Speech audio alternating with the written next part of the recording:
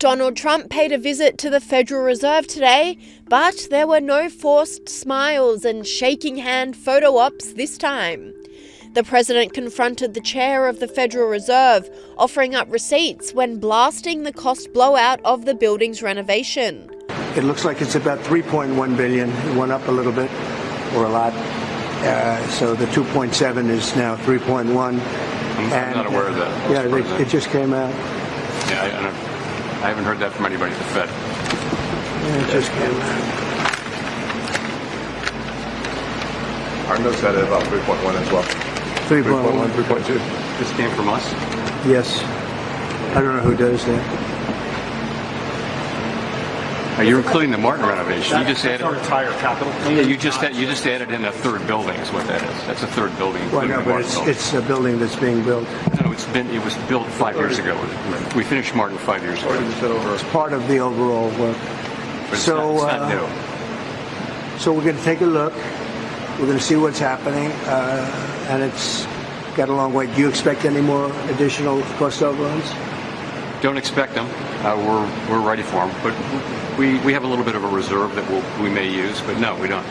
Online commentators were mind-blown with Trump's candor, saying, "This is ruthless. President Trump just pulled out receipts of Jerome Powell's massive $3.1 billion scandal and handed it to him on live TV.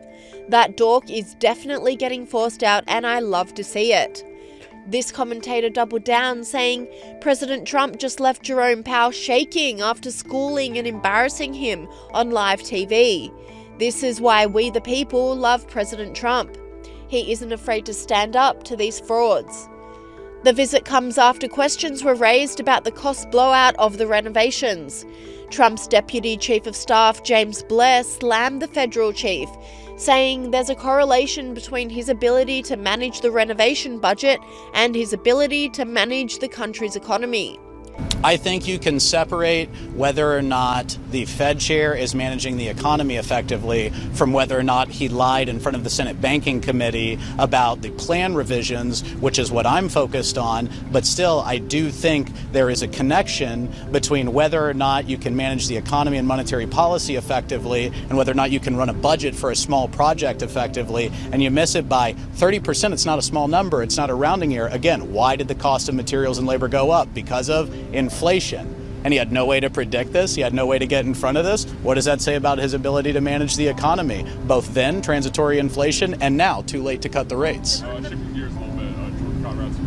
The US Director of Federal Housing, William Poult, agreed, saying Jerome Powell has been exposed and he will be forced to resign. Are you calling for an audit to happen on the renovations? There needs to be an audit on the renovations at the Federal Reserve. I think people need to in a bipartisan fashion, call for an audit. We have $2.5 billion. Who spends $2.5 billion on a renovation? I mean, I couldn't even think about how to do that. I mean, you know how many movie theaters you'd have to put in it and all kinds of spas and pools and hot tubs and everything? I mean, you'd have to really come up with some crazy stuff to spend $2.5 billion. So it smells to high heaven, and I think Jerome Powell's going to resign.